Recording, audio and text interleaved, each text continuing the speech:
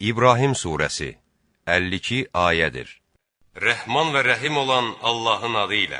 Əlif, lam, ra. Bu Quran elə bir kitabdır ki, onu sənə insanları öz Rəbbinin izni ilə zülmətlərdən nura, yenilməz qüvvət sahibi, hər cür tərifə, şükrə layiq olan Allahın yoluna çıxartmaq üçün nazil etmişik. Elə bir Allah ki, göylərdə və yerdə nə varsa, hamısı O'nundur. Düçar olacaqları şiddətli əzabdan ötürü, vay kafirlərin halına. O kəslər ki, dünyanı axirətdən üstün tutur, insanları Allah yolundan döndərir və o yolu əyri hala salmaq istəyirlər. Onlar haqq yoldan azıb uzaq düşmüşlər. Biz hər bir peyğəmbəri yalnız öz millətinin dilində danışan göndərdik ki, Allahın əmrlərini ona izah edə bilsin. Allah istədiyi kimsəni zəlalətə salar, istədiyini də doğru yola yönəldər. O, yenilməz qüvvət sahibi, hikmət sahibidir. Biz Musaya tayfanı zülmətdən nura çıxart və Allahın vaxtı ilə onlara neymət verdiyi günləri xatırlat. Bunda çox səbir və şükür edənlər üçün sözsüz ki, neçə-neçə ibrətlər var, deyib onu möcüzələrimizlə peyğəmbər göndərdik. Xatırla ki, bir zaman Musa öz tayfasına belə demişdi: Allahın sizə bəxş etdiyi neməti yadınıza salın. Çünki o sizi Firon əhlinin əlindən qurtardı. Onlar sizə dəhşətli əzab verir, oğullarınızı öldürüb, qadınlarınızı diri saxlayırdılar. Bunda Rəbbiniz tərəfindən sizin üçün böyük bir imtihan vardır. Yadınıza salın ki, o zaman Rəbbiniz bunu bildirmişdi. Əgər şükür etsəniz, sizə olan nemətimi artıracam. Yox, əgər nankorluq etsəniz, unutmayın ki, mənim əzabım həqiqətən şiddətlidir. Musa dedi: Əgər siz və bütün yer üzündə olanlar nankorluq etsəniz, Allaha heç bir zərər yetirə bilməzsiniz. Çünki Allah heç nəyə möhtac deyildir, tərifə layiqdir. Məyər sizdən əvvəlki Nuh, Ad, Səmud tayfalarının və onlardan sonra gəlib getmiş, saylarını və təfsilatını ancaq Allahın bildiyi ümmətlərin xəbərləri sizə gəlib çatmadımı? Peyğəmbərləri onlara açıq-aşkar möcüzələrlə gəlmişdilər. Onlar əllərini peyğəmbərlərin ağızlarına qoyub, biz sizinlə göndərilənlərə inanmırıq və bizi dəvət etdiyiniz barəsində də möhkəm bir şək şübhə içindəyik, demişdilər. Peyğəmbərləri də belə cavab vermişdilər: Məyər göyləri və yeri yaradan Allaha da şübhə etmək olarmı? Allah günahlarınızı bağışlamaq və sizə müəyyən bir vaxta qədər möhlət vermək üçün imana dəvət edir. Onlar demişdilər: Siz də bizim kimi adi bir insansınız. Bizi atalarımızın ibadət etdiklərindən döndərmək istəyirsiniz. Əgər bacarırsınızsa, açıq-aşkar bir dəlil gətirin. Peyğəmbərləri onlara cavab verərək demişdilər: Bəli, biz də sizin kimi adi bir insanıq. Lakin Allah öz bəndələrindən dilədiyinə nemət bəxş edər. Allahın izni olmadan biz sizə heç bir dəlil gətirə bilmərik. Möminlər yalnız Allaha təvəkkül etsinlər. Allah bizə yollarımızı göstərdiyi halda biz nə üçün ona təvəkkül etməməliyik? Bizə verdiyiniz bütün əziyyətlərə əlbəttə dözəcəyik. Təvəkkül edənlər də yalnız Allaha təvəkkül etsinlər. Küfr edənlər peyğəmbərlərinə dedilər: Ya sizi yurdumuzdan çıxarıb qovacağıq, ya da mütləq dinimizə dönəcəksiniz. Rəbbi də onlara belə vəhy etdi: Biz o zalimları mütləq məhv edəcəyik. Onlardan sonra da yurtlarında sizi yerləşdirəcəyik. Bu, məqamından və əzabından qorxanlara aiddir. Peyğəmbərlər Allahdan kömək dilədilər. Hər bir inadkar təkəbbür sahibi isə ziyana uğradı.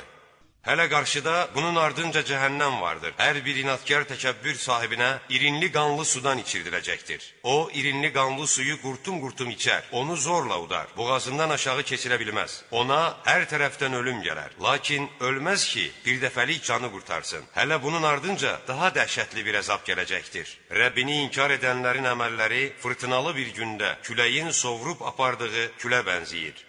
Onlar etdikləri əməllərdən heç bir fayda əldə edə bilməzlər. Budur haqq yoldan azıb uzaqlaşmaq. Məyər Allahın göyləri və yeri haqq olaraq yaratdığını görmürsənmi? Əgər Allah istəsə, sizi yox edib yerinizə başqa bir məxluq gətirər. Bu, Allah üçün heç də çətin deyildir. Qiyamət günü hamı Allahın huzurunda peyda olacaqdır. Zəiflər təkəbbür göstərənlərə deyəcəklər: Biz sizə tabe idik. İndi Allahın əzabını azacıq da olsa bizdən dəf edə bilərsinizmi? Onlar belə cavab verəcəklər: Əgər Allah bizə doğru yolu göstərsəydi, biz də sizə göstərərdik. İndi ağlayıb sızlasaq da, səbr etsək də fərq etməz. Bizim üçün heç bir sığınacaq yoxdur. İş bitdikdə şeytan belə deyəcək: Allah sizə doğru vəd vermişdi. Mən də sizə vəd vermişdim. Amma sonra vədimə xilaf çıxdım. Əslində mənim sizin üzərinizdə heç bir hökmüm yox idi. Lakin mən sizi Allaha asi olmağa çağırdım. Siz də mənə uydunuz. İndi məni yox, özünüzü qınayın. Nə mən sizin dadınıza çata bilərəm, nə də siz mənim dadıma. Mən öncə sizin məni Allaha şərik qoşmağınızı da inkar etmişdim. Həqiqətən zalımları şiddətli bir əzab gözləyir. İman gətirib yaxşı işlər görənlər isə ağacları altından çaylar axan cənnətlərə daxil ediləcəklər. Onlar Rəbbinin izni ilə orada əbədi qalacaqlar. Onların orada bir-birinə günaydınlıq verməsi salam olacaqdır. Məyər Allahın necə bir məsəl çəkdiyini görmürsənmi? Xoş bir söz kökü yerdə möhkəm olub, budaqları göyə ucalan gözəl bir ağac kimidir. O ağac Rəbbinin izni ilə bəhrəsini hər vaxt verər. Allah insanlar üçün belə misallar çəkir ki, bəlkə düşünüb ibrət alsınlar. Pis söz isə yerdən qopardılmış, kökü olmayan pis bir ağaca bənzəyir. Allah iman gətirənləri dünyada da, axirətdə də möhkəm bir sözlə sabit qədəm edər. Allah zalımları haqq yoldan saptırar. Allah istədiyini edər. Məyər Allahın neymətini küfrə dəyişənləri və ümmətini ölüm yurduna sövq edənləri görmürsənmi? Onlar cəhənnəmə daxil olacaqlar. Ora necə də pis sığınacaqdır. Onlar xalqı Allah yolundan döndərmək üçün ona şəriklər qoşdular. Onlara belə de: hələ ki əylənib kef çəkin. Axırda məskəniniz atəş olacaqdır. İman gətirən bəndələrimə de: namaz qılsınlar. Heç bir alış-verişin və dostluğun mümkün olmayacağı gün gəlməzdən əvvəl onlara verdiyimiz ruzidən gizli və aşkar xərcləsinlər.